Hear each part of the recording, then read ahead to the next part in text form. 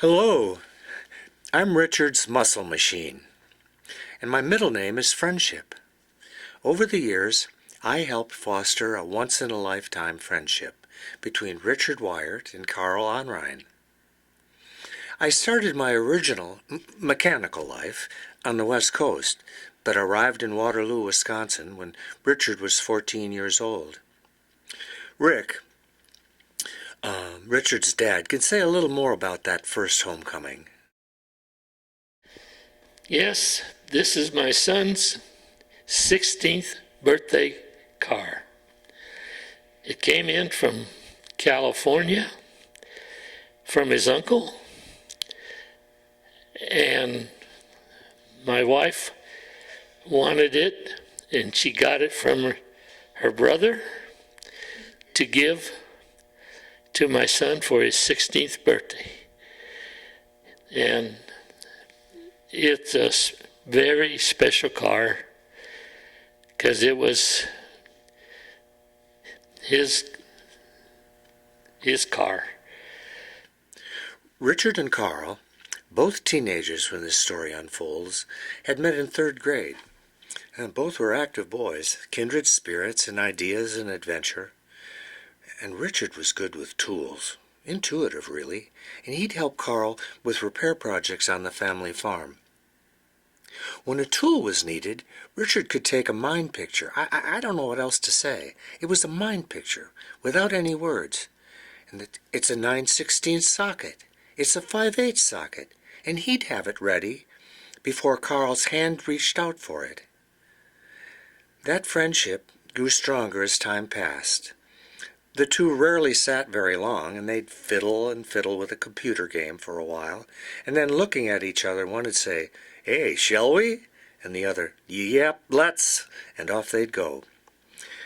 So, grand plans and projects, they built a suicide machine, they called it, is a sturdy sled for two, and it was designed to fly down that narrow township road before the snowplow came by.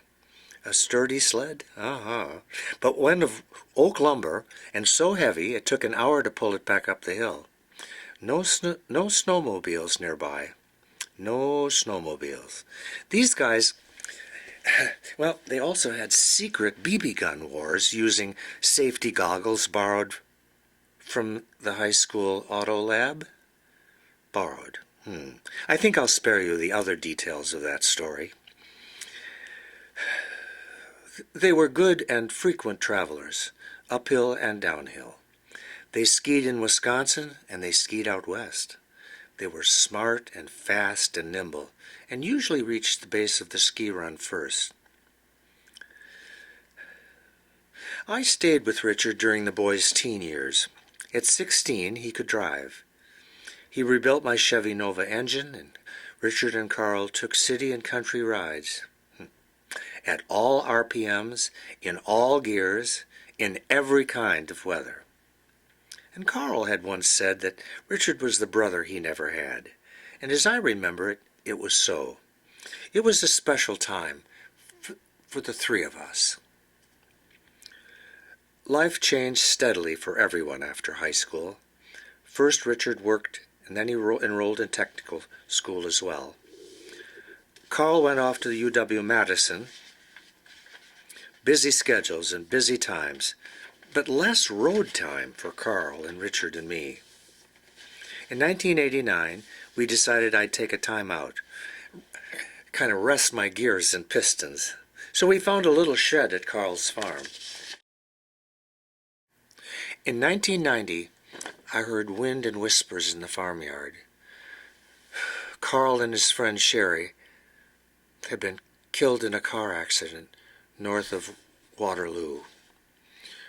Could Richard and I ever recover from that news? When I got the call early Saturday morning that my best friend Carl and his girlfriend had been killed in a car crash, I wasn't sure what I was going to do or where life would take me. Carl was one of those true friends that was ride or die at your side whenever you needed him with one simple phone call. I think about him often, miss him daily, and know that he would love to see this vehicle back on the road. I went into a second hibernation, unsure if I ever wanted to wake up. In 2008, there was excited talk again, outside the shed. Richard's mom, Linda, was planning a refurbishing party for me, and it would be a surprise for Richard's 40th birthday. I'm Joan, Carl's mom.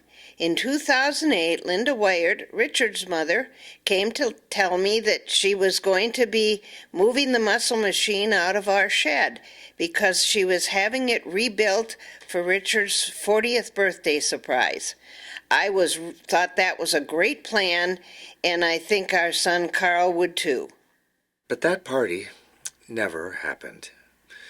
Linda's cancer worsened. She lost energy. She got really sick. And later she left Richard and me. Since the summer of 2019, I've lived with Richard in his new garage. I'm resting in that garage as I talk with you now. Sometimes Richard and I sit quietly, thinking of Carl and Mom and Dad and Carl's family. Boy, if I ever get back on the road, you're going to hear the voices, all of their voices, in the thrum of my engine. Now, a bit more about my muscles and skin and bones. I'm a 1973 Chevy Nova, a custom two-door, with a factory four-speed, and currently I have a 350 cubic inch V8 engine. I hope to return to a manual transmission, with a clutch pedal still installed. And I'd like disc brakes, 4-bolt main bearing motor with camel hump heads. These heads were freshly rebuilt before my long nap. My body's solid with a little surface rust on both lower doors. I've included pictures and have posted a video on Richard's YouTube channel. You'll see I'm pretty complete, being stored and untouched for 30 years. Since leaving that farm shed, Richard bought me a few new parts as well. Looking ahead, I imagine a 6-liter engine and a modern 5-speed transmission. Ooh, won't I be a great cruiser? These additions will help my reincarnation as a muscle machine. I invite and welcome your help, returning me to former glory. Our memories are forever. I'm overwhelmed just thinking of it. Helping me back on the road would be amazing.